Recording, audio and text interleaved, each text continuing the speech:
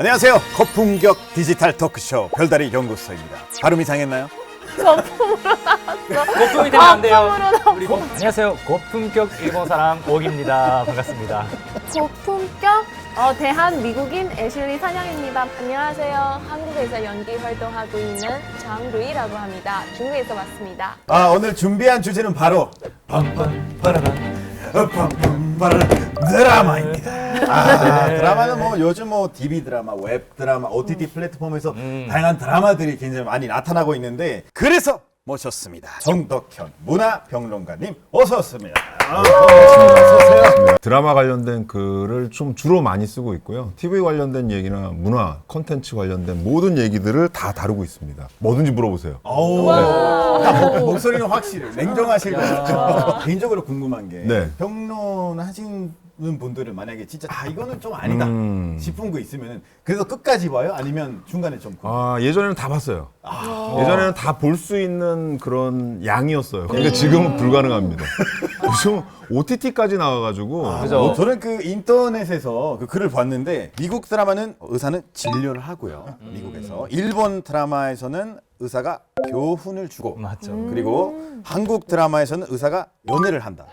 맞아.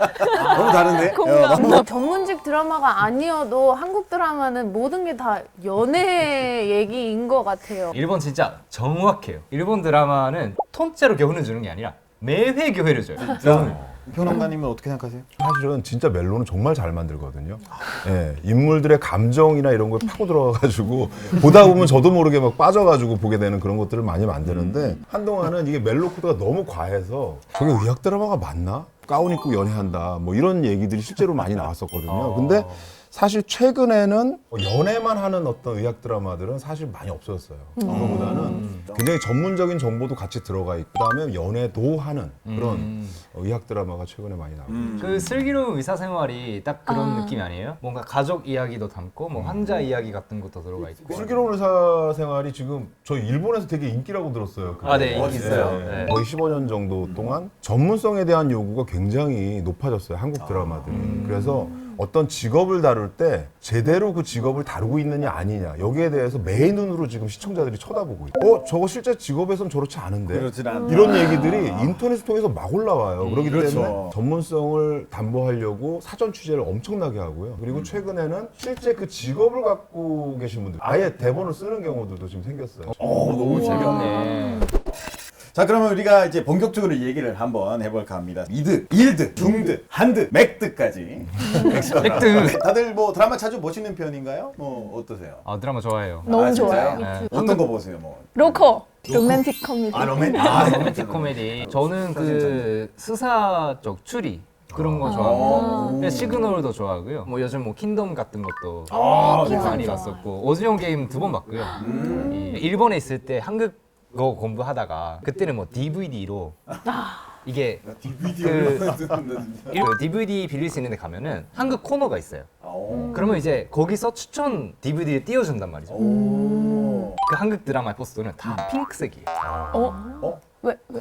이게 연애물이 많아가지고 다 하트, 핑크 이런 걸로 색깔이 바뀌어요. 도깨비 같은 것도 포스터 완전 시크하잖아요. 한국. 원래. 일본 거 핑크색이에요. 상상이 안 돼요. 일본 사람이 한국 드라마라고 하면은 약간 그런 이미지? 그런 연애물, 게 뭐 핑크 이런 게 있어요. 애슐리 씨는 어떤 드라마 좋아하세요? 저는 주로 미드를 많이 보고 뭐 게임 오브 스론스, 워킹 데드 이런 거 심각한 거 좋아하시는 것 같아요. 우리 병론가님은 뭐 혹시 선호하시는 좀 드라마 스타일? 저는 요즘 들어서는 좀 글로벌하게 많이 보고 있어요. 일본에서 지금 신문기자인가 영화를 네네네. 드라마 또 한 거죠. 그 작품이 되게 인기라고 그래요. 그래서 넷플릭스 지금 올라와 있어서 지금 1편 정도를 봤는데 조금씩 빨려 들어가고 있습니다. 그 작품에. 이게 일본 드라마는 1편이 재미없어.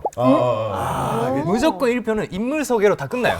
맞아요. 와, 한국 드라마는 1편부터 정말 재밌거든요. 뭐 이렇게 보는데 1편은 그냥 이 사람이 어떤 사람이고 어쩌고 얘기하다가 끝나. 그래서 일본 드라마 볼 때는 한 2, 3 정도까지는 좀 꽤 참아야 참아야 돼. 그게 있구나. 그게 너무 힘들어요.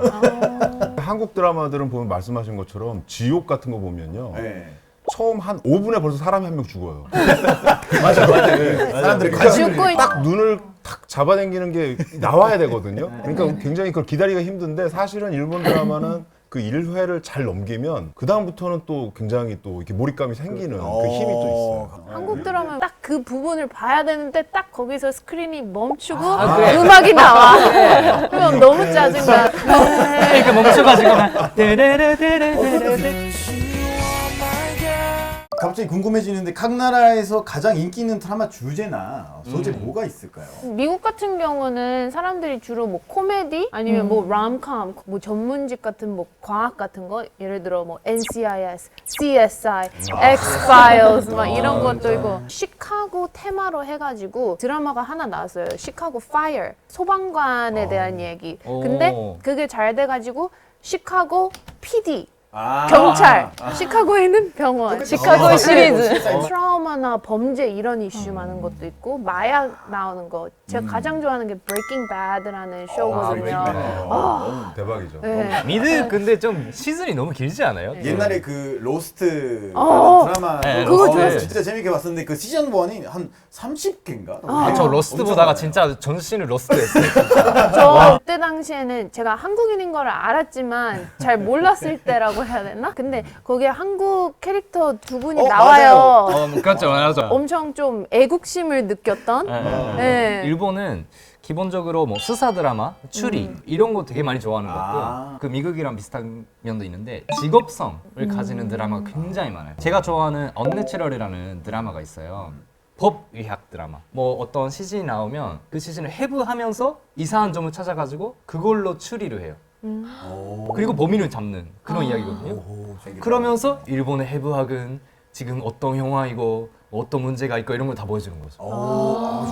우리가 잘 모르는 근데 굉장히 중요한 그런 직업들에 초점을 맞춰서 드라마 만들어요. 그럼 미국에서 요즘 핫한 드라마 순위는 어떻게 돼요? 최근에 엄청 인기가 많다는 드라마가 이제 유포리아. 미국에서는 좀 트라우마, 범죄 아니면 마약 같은 문제가 많이 나오는 이 세상에서 살아가는 10대들의 점에 대한 얘기도 있고 넥스터라는 것도 살인자를 쫓는 연쇄 살인마. 그러니까 한국에도 되게 인기 많아요. 남미 쪽은 텔레노벨라 지정 멜로라고 하죠, 우리는. 그런 게 있더라고요. 진짜 계속 그 나오는 스토리 중에 하나는 남자의 집주인인데 거기서 이제 가정부랑 사랑에 빠져 맞다. 와이프 몰래 바람 피우다가 갑자기 동시에 가정부랑 와이프 임신. 동시에 그 오바도 많이 하거든요. 어떻게 오바해? 한번 보여주세요. 제가 보여드리기에는 조금 그런데 싸대기를 때리면 이건데 거기서 뭐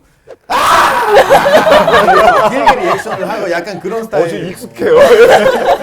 우리나라 막장 드라마랑 비슷한 부분이 아침 좀 있어요. 드라마. 한국 막장 드라마 너무 좋아해요. 아침에 막 이렇게 음악 항상 그냥 빰빰빰빰 막 이러면서 줌을 땡기고 엄청 엄청난 사건이 막 벌어지잖아요. 김치로 싸대기 때리거나 이거 줄 테니까 우리 아들 떠나. 한국의 막장 드라마 막 뭐 붐처럼 막 나올 때 항상 언급됐던 게 텔레노벨라가 있다. 이게 우리나라만이 그게 아니라 글로벌 장르다. 뭐 이러면서 얘기를 되게 많이 했었어요. 근데 텔레노벨라 무슨 말이에요? 스페인어는 텔레랑 노벨라 따로 있는 단어들이거든요. 노벨라는 소설, 그리고 텔레는 TV. 그러니까 TV에 나는 소설. TV 소설. 그걸로는 설명이 안 되네요.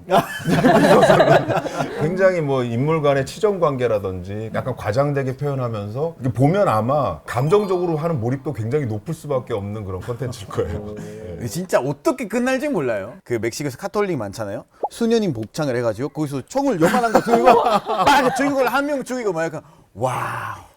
중국은 인기 있는 드라마 소재는 뭐가 있을까요? 일단은 중국 역사가 깊다 보니까 사극 많이 제작해요. 사극. 네. 미국에 이런 사극이 없나요? 미국은 역사가 깊지가 않아요. 깊어봤자 뭐 300년 되지. 중국 작품 같은 경우는 과거에 비해서 정말 퀄리티가 굉장히 많이 높아졌어요. 스케일은 워낙 옛날부터 컸지만 스케일을 감당하는 퀄리티가 또 있어야 되는데 그런 CG 작업이나 이런 것들도 굉장히 리얼하게 요즘 만들어내고 있더라고요. 그래서 그다음에 여긴 또 내용도 좀 특이한 게 전통 사극하고 요즘은 또 현대문하고 엮는 그런 콘텐츠도 많더라고요. 시간 여행하듯이 이렇게 그거 붙여서 판타지. 뭐 실제로 드라마도 팬도 많고 한번 유명해지면 파급력도 굉장히 세기 때문에 사회 문화적 부분들을 잘 이제 고려하고 잘 파악하고 해야 되는데 실제로 어떤가요? 우선 굉장히 왜곡되는 작품들은 방송 자체도 안 됩니다. 그 방송 심사 통과할 수 없어요. 뭐 그리고 그리고 중국 드라마를 만들 때 정부 교재가 어느 정도가 있기 때문에 국가에 위협적인 그런 얘기, 사회 가치관에 나쁜 영향을 끼칠 수 있는 그런 주제들 방송 다 안 되는 거고. 근데 이제 최근에 이제 중국에서는 정치적으로 얘기를 조금 많이 못 하잖아요. 미국에서는 특히 트럼프가 대통령이 되었을 때 엄청 이제 나라가 좀 나눠졌었잖아요. 그렇죠. 근데 이제 SNL 같은 데에서 뭐 트럼프를 놀리는 그런 것도 있었지만 드라마 같은 경우에도 그 대통령을 좀 비판하거나 아니면 좀 부정적이게 보이는 모습들도 볼 수 있었어요, 많이. 네. 그런 게 당연한 거죠. 네, 근데 이제 올바른 대통령도 보이는 드라마들도 있었고 그런 것도 있고 네. 최근에 나온 그 디카프리오 나오는 Don't Look Up이라는 그 영화에서도 그 대통령의 모습은 솔직히 그렇게 뭐 독특하진 않다. 근데 약간 힐러리 클린턴 모습이 좀 보여요. 진짜 은근히 네. 약간 그게 좀 유도를 하는 미세하게. 것 같아요. 그 한국에서도 요즘 좀 이슈가 돼가지고 내린 역사 왜곡. 네, 역사 왜곡으로. 네. 한국에서 최근에 굉장히 많이 뜨거워졌죠. 한국에서도 역사 왜곡이 실제로 뭔가 있다, 아니면 그런 우려가 있다라는 작품이 나오면 아예 금지를 하진 않지만 최근에는 이 소비자 운동처럼 일어나고 있어요. 그래서 소비자들이 일어나서 광고주들을 압박하면 사실은 드라마가 방영이 돼도 실수익을 가져갈 수가 없거든요. 그러네요. 그리고 과거 어느 때보다 지금 사실은 역사 왜곡 문제 이 부분이 아주 첨예해지고 있습니다. 한국은 이제 임적국들이 같이 있잖아요. 그래서 같이 역사를 겪은 게 되게 많잖아요. 부딪힌 지점들도 많이 있었고. 중국에서 최근에 이제 뭐 김치나 한복 가지고 이게 약간 문화공정, 동북공정 이런 것들이 얹어진 그런 얘기들이 많이 나오면서 손수 김장하는 법을 올리면서 한복은 중국에 오시며 Basically, there's no denying that hanbok was already under the influence of hanbok. 지금 글로벌 시대잖아요. 글로벌 시대면 결국 콘텐츠들이 나라를 넘어가는 이런 상황들인데 그 각국이 갖고 있는 어떤 마인드는 여전히 자국 이익 중심, 그다음에 민족주의적인 사고방식 이런 것들을 더 많이 내세우기 때문에 이 부분이 부딪히는 지점들이 많이 생기는 것 같아요. 그렇죠. 그러니까 저는 실제로 한국 드라마를 보면서 약간 느꼈던 문화 차이라고 해야 되나? 약간 그 스킨십 장면 있잖아요. 너무 건전하더만. 너무 세지 않나? 너무 세지 않네? 애교야 애교. 아유 애교다. 멕시코 이렇게 요즘 진짜 핫한 드라마가 있는데 그 제목은 의사들. 또 좀 뭔가 불길한. 이건 좀 거기서 이제 뭐 의사 내용도 있지만 그 이제 또 뭐 바람 피고 뭐 연애하고 이런 거 굉장히 많은데 여자가 도착해요. 남편 이제 집에 있는데 그럼 집에서 갑자기 방 쪽에는 소리 들려요. 누구라? 그래서 딱 올라갔는데 문 열었더니 그 이제 불륜 현장을 이제 보게 되는 건데 갑자기 일어나는 남자 여자 2명 이렇게 나오는데 거기 끝이 아니에요. 갑자기 옷 벗은 또 다른 남자 그 뒤에서 지금 이렇게 보여요? 그러니까 다까지는 안 보이고 그냥 여기까지 보이는데 그래도 한국에서 좀 보기 힘든 그런 장면들이 굉장히 많이 나오는데 미국은 어디까지 나와요? 미국 드라마도 뭐 배드씬이나 아니면 뭐 스킨십 이런 게 참 유명하죠. 미국은 그러니까 대중으로 볼 수 있는 거에서 뭐 프렌치 키싱 이런 것도 나오고 뭐 배드씬 뭐 중요 부위만 다 가리고 이제 그런 게 나오거나 나오기는 해요. 흥미진진하는 것 같은데. 저는 원래 원래 관심은 있는데 원래 관심은 있죠. 궁금한 거. 그러면 가족끼리 그 드라마 보고 있을 때 부모랑 어떤 반응 해야 돼요? 어떻게 같이 봐요? 그러면 일어나서 뭐 주방에 가서 뭐 일하거나. 이게 문화 차이죠. 저는 아빠, 엄마 있는 상태에서 그런 장면이 나온 적이 있어요. 그럼 나오는데 아빠는 이러고 그냥 넘어가고 그냥 계속 보는 거예요. 막 아프지 마 이런 거 절대 안 해요. 진짜요? 저도. 네. 그쵸. 진짜 배드씬 막 격한 게 나와도 뭐 그쵸. 이렇게? 중국은 어때요? 스킨십 씬 이런 것들 잘 나와요? 와, 진짜 너무. 중국에서는 일단 19금 불가능이에요. 일반적으로는 드라마 다 한국처럼 15세 관람가 이렇게 방영돼요. 중국 방송 충국란 데 있는데 드라마 사전 제작도 그렇고 먼저 다 제작하고 저기 가서 한번 심사 받아야 돼요. 지나치게 야한 그런 장면 아니면 지나치게 폭력적인 장면들 다 19금으로 판정돼서 다 삭제돼야 돼요. 아 진짜. 이 스킨십 씬은 어디까지 나오면 돼요? 손 잡는 거 나와도 돼요? 패드신까지 나올 수 있어요. 아 진짜요? 근데 다른 장면으로 발 보여주거나 갑자기 딱 뽀뽀하기 직전 갑자기 카메라가 위로 이렇게 맞아 가면서 이렇게 아, 시청자는 진짜 답답하겠다. 그러니까 거기까지. 방금 생각난 건데 한국 거는 보통 막 16회에서 뭐 20회까지 하잖아요. 근데 키스신이 한 12회나 돼야지만 나오는 것 같아요. 8회에서 10회. 왜? 그죠? 근데 그게 그래도 우리는 좀 신나하잖아요. 키스를 하면은 이렇게 딱 마주치고 이제 카메라 360도 삥삥 돌고 맞아. 막 살랄랄라 이런 노래 나오고. 뒤에서 근데 한국은 좀 더 감정적인 시를 이제 이렇게 해서 이제 이거를 키워내는 것 같아요. 감정을 그 순간을 키워내고 위해서 이제 이제 기대감을 뽀뽀를 높이기 딱 하면은 막 뭔가가 막 폭발. 근데 그럴 수밖에 없는 게 한국은 최근에 들어서 이제 OTT나 이런 것 때문에 조금 수위가 다 높은 컨텐츠들도 많이 받아들이고 있지만 본래는 다 15금 체계로 지상파 체계. 아무나 TV를 이렇게 틀었을 때 채널을 막 돌려도 누구나 다 볼 수 있다라는 거예요. 그래서 뭐 아이도 볼 수 있고 누구도 볼 수 있는 이런 컨텐츠가 기본적으로 나와야 된다. 그 상정하에서 이게 컨텐츠들이 계속 만들어졌기 때문에 15세 정도를 기준으로 만들었죠. 그러네요. 중국은 살짝 좀 더 느리게. 여기에서는 좀 안고 키스해도 됐는데 중국에서는 손도 안 잡아요. 살짝 좀 그래요. 그 스킨십 진도는 살짝 좀 느려요. 저는 이렇게 드라마를 보면서 항상 궁금한 부분이 뭐냐면 어떻게 이런 거를 만들 생각했을까? 드라마 제작하는 방법에 대해서 많이 궁금한데 중국은 어때요? 중국에는 거의 다 사전 제작하잖아요. 그리고 한국이랑 가장 큰 차이점은 녹음 방식이 다른 진짜? 어떻게 점이에요. 달라요? 중국에는 일단은 드라마들 보면 현장에서 직접 녹음 안 하고 100% 다 성우를 써서 중국에서 56개의 민족이 있어요. 그리고 이해하는 거죠. 쓰는 언어만 130개 넘어요.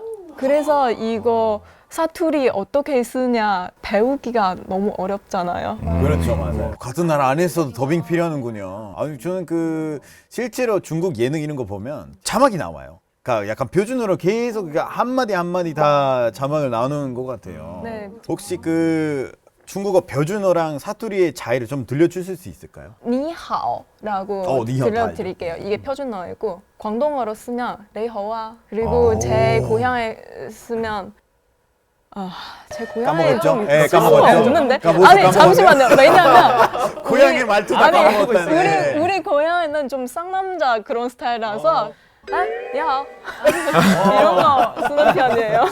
근데 지금은 요즘 드라마들은 다 배우의 대사 능력에 대해서 또 까다로워지면서 동시 녹음하는 편이에요. 미국은 뭐 드라마 제작은 어떤 식으로 하나요? 미국도 이제 사전 제작으로 많이 하기는 해요. 근데 이제 미국은 시리즈를 풀로 릴리즈 하기 전에 뭐 제작사에서 파일럿 에피소드. 그래서 저희가 막 예를 들어서 넷플릭스를 들어가고 그 에피소드마다 제목이 있잖아요. 그러면 뭐 시즌 1 에피소드 1 하면 항상 이름이 파일럿. 맞아요. 파일럿 이거를 한번 이제 던지고 어떻게 하느냐의 반응을 보고 나서 풀 시즌 제작 들어가거나 이제 그렇게 진행을 많이 하는 걸로 알고 있어요. 네. 근데 요즘 한국에서 보니까 인기 있는 드라마는 약간 장르물인 것 같아요. 예, 최근에 이제 넷플릭스 때문에 그 영향이 좀 있다고 보는 건데 그 전까지는 장르 드라마를 조금씩 만들긴 했는데 지금처럼 이렇게 주목을 받지는 못했던 부분이 있죠. 해외에서 말씀하신 것처럼 킹덤, 오징어 게임, 지옥 이런 게 막 연달아서 계속 주목을 받다 보니까 외국 분들이 보시기에 한국 드라마는 장르물 아니냐 이렇게 다들 생각을 하시는데 사실은 그렇지는 않고요. 실질적으로 한국 드라마의 근간이라고 하는 거는 사실 멜로 드라마, 사극 그리고 가족 드라마의 전통이 좀 있어요. 뭐 이런 것들이 한국 드라마의 기본이거든요. 그래서 아까 말씀하신 것처럼 사랑 얘기 굉장히 능해요. 장르도 잘 들여다보면 이 전통들이 들어가 있어요. 미국의 장르물과 한국의 장르물, 또 일본의 장르물과 한국의 장르물의 차이를 이렇게 들여다보라고 그러면 그 차이가 확 나요. 그래서 뭐 MBC 왔으니까 MBC 예로 들어서 얘기를 하면 지금 최근에 이제 종영했던 오쏘메 붉은 끝동이라는 사극 있잖아요.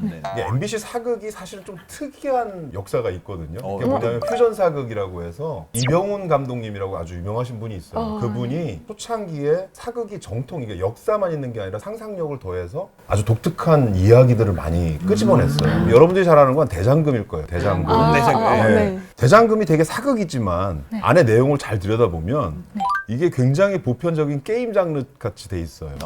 처음에 이제 장금이가 아주 수락관 상공으로 조그맣게 들어오거든요. 아주 낮은 위치에. 근데 매번 어떤 미션들이 주어지고 그 미션을 딱 해결하면 조금씩 성장해가는 모습을 보여줘요. 그리고 맨 마지막에 어디까지 가냐면 왕 밑에까지 가는 거죠. 그러니까 이게 성장 구조라 외국에서 봐도 사극이지만 이렇게 쭉 빨려 들어가는 면들이 있거든요. 근데 그 전통을 이 오소매 붉은 끝동도 갖고 있어요. 여기는 궁녀 관점에서 본 거예요. 지금까지 궁에 있는 이야기, 사극이 대부분 왕의 이야기나 신화 이야기는 되게 많이 나왔는데 궁녀를 중심으로 해서 본 사극이 그렇게 많지가 않았거든요. 그 옛날에 이 사극은 조금 무서워서 도전을 못 해봤는데 앞으로 좀 해보면 좋을 것 같아요. 뭐 드라마를 보면서 그 10년 전에 봤을 때 너무 재밌게 봤어요. 근데 갑자기 어제 보니까 갑자기 너무 촌스럽다. 왜 이렇게 오글거리지? 요즘 시대랑 확실히 이제 변했다는 생각이 들게 하는 그런 게 있어요. 오기는 뭐 그런 생각 든 적 있어요 혹시? 진짜 그런 거 맞는 것 같아요. 일단은 일본은 가부장 제도가 있기 때문에 남자가 기본적으로 계속 위에 있고 뭐 집안일 같은 것도 안 하고, 근데 그런 장면이 너무 흔하게 나왔었는데 요즘은 대사 같은 거 봐도 지금은 이런 시대가 아니다 라는 거를 명백하게 대사로 넣고, 뭐 여성이 밖에서 일을 적극적으로 하는 것도 너무 당연하게 보여주고, 그런 것들이 확실히 시대가 바뀌었구나 라는 걸 느끼고, 선생님 드라마도 꽤 많거든요. 근데 옛날에 GTO나 아니면 뭐 곡센도 그렇고요. 3학년 B반 그 김파치 선생님이라는 게 있어요. 근데 그런 옛날 시대의 선생님 보면은 굉장히 좀 폭력적인 그런 것도 어느 정도 있었어요. 근데 최근에 나온 드라마 보면은 선생님들도 학생들을 설득하려는 그런 모습? 지혜로운 모습. 일본에서는 그 드라마가 시대를 비추는 거울이라고 보통 얘기를 하거든요. 맞아요. 중국은 어때요? 몇 년 전에 중국 정부에서 부정부패 크게 조사했는데 脱离群众、形式主义、官僚主义等问题。 그때 관련되는 드라마도 나왔어요. 인민적 명의라고. 그 드라마는 중국에서 6% 시청률 나왔어요. 그게 어떤 개념이냐면 보통 지금 대륙에서 시청률 1% 나와도 완전 초대박 드라마예요. 연예인 대해서도 여구가 있어요. 불법 활동하거나 부도덕 행위를 하거나 그런 연예인들이 나오는 작품도, 이미 방송되는 작품도 내려요. 아예 없어요. 혹시 그 유명한 그 뭐 판빈빈 씨 그리고 뭐 정상 그분들도 그런 경우인가요? 맞아요. 그 판빙빙은 8세 하고 정상은 대리모. 중국에서 굉장히 큰 사건이 돼가지고, 정상 같은 경우 예전에 나왔던 미미 일소 흔경성 되게 핫한 드라마였어요. 뒤로는 내렸어요. 안타깝게. 미국도 많이 시대 많이 변해왔죠. 네, 미국도 많이 변한 것 같아요. 요새는 이제 미국에는 워낙 다양한 사람들이 많고 다양한 국가의 사람들도 많다 보니까 거기에 맞춘 좀 텔레비 쇼가 많이 나오는 것 같아요. 예를 들어서 성소수자가 리드 역할을 맡은 쇼도 있거나 흑인의 히스토리에 대한 쇼, 아니면 그냥 블랙파워 이런 이제 쇼 같은 것도 있고, 예를 들어서 뭐 Everybody Hates Chris라는 쇼가 있는데, 크리스가 이제 자라오면서 7, 80년대에 흑인이었던 어려웠던 부분들을 재밌게 풀어가는 쇼 중에 하나예요. 최근에는 좀 Dear White People이라는 쇼가 다른 그 인종 사람들이 이제 백인들아, 우리는 이런 일을 겪고 있고 뭐 이런 어려움이 있다. 너네는 이런 걸 잘 모르겠지. 이슈가 꽤 됐더라고요. 한국도 그런 분위기인가요? 네, 한국 드라마에도 멜로 드라마나 이런 걸 보면 남녀 캐릭터가 진짜 과거와 지금이 엄청나게 변했구나라는 거를 실감할 수 있어요. 대표적인 국내 멜로 장인이라고 하는 작가가 김우숙 작가거든요. 근데 김우숙 작가가 초창기에 했던 파리의 연인, 프라의 연인, 시크릿 가든 같은 작품 보면 시크릿 가든. 대부분 여성 캐릭터 신데렐라예요. 맞아요. 맞네. 그 패션 있잖아요. 여기까지 하는 패션. 갖고 싶은 거 마음대로 가져. 뭐 이런 식의 얘기하는 캐릭터이기 때문에. 여기까지 이 여자한테 맞는 사이즈로 다 주세요. 최근 들어서 김은수 작가가 만든 작품들은 다 여성 캐릭터가 좀 달라졌어요. 미스터 선샤인 같은 경우에도 이 제목은 미스터 선샤인이지만 이 드라마의 실질적인 주인공은 김태리 씨가 했던 여성 주인공이거든요. 여자 주인공이 훨씬 더 주체적이고 중심적인 인물로 많이 바뀌고 있어요. 정반대로 하면 남자 캐릭터도 진짜 많이 변했거든요. 과거에 모래시계라는 드라마가 있었는데 거기 당시의 남자 주인공은 굉장히 뭔가 카리스마 있고 나 떨고 있냐 뭐 이런 얘기를 하는 그런 캐릭터였는데 지금의 남자 주인공은 밥잘 사주는 예쁜 누나, 도깨비 이런 데서 나오는 것처럼 굉장히 부드럽고 섬세한 그런 캐릭터들이 섬세하죠. 그래서 맞아요. 이게 지금 시대의 대중들이 감수성이 달라져서 지금에 맞는 남성상이나 여성상을 요구하고 있다는 걸 드라마에서 많이 보여주고 있다고 볼 수 있겠죠. 자, 오늘 드라마 관련해서 재밌는 얘기를 많이 나오셨는데 여러분들 어떠셨어요? 너무 즐거웠어요. 네. 네. 애슐리 씨는 뭐 언제나 즐겁고 네. 이제 평론가의 얘기를 직접 듣는 기회는 사실 없잖아요. 맞아요. 근데 듣다 보면 정말 힘드시겠다. 장윤희 씨 어떠셨어요? 저도 요즘에 드라마에 관해서 논문 쓰고 있어요. 오, 진짜요? 그래서 오늘 평론가님 나오셔서 도움을 많이 주신 것 같아요. 공유에 대한 거 혹시 있으시나요? 좋은 생각입니다. 좋습니다. 우리 평론가님 마지막으로. 저는 요즘 이제 글로벌 시대라고 외국 드라마들도 이제 챙겨보려고 많이 애쓰고 있는데 여러분들한테 이렇게 만나서 실제 얘기를 들으니까 훨씬 실감이 많이 나는 부분이 있는 것 같고 한국 드라마에 대한 관심이 이렇게 많은 것도 좀 확인한 부분들이 좀 있는 것 같아서 오늘 굉장히 저한테도 좋은 자리였던 것 같습니다. 좋습니다. 다시 한번 귀한 시간 내주신 평론가님을 위해서 박수 부탁드리겠습니다.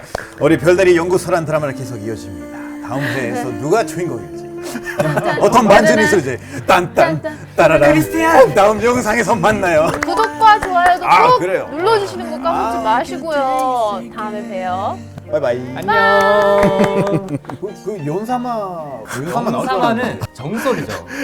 정설이. 그 당시에 진짜 대박이었어요. 중학교 그때쯤이었던 것 같은데 TV만 틀면 영사마 나와가지고 아니 이게 중대로 가지 않았는데 사실 이게 파란색 그때겠네.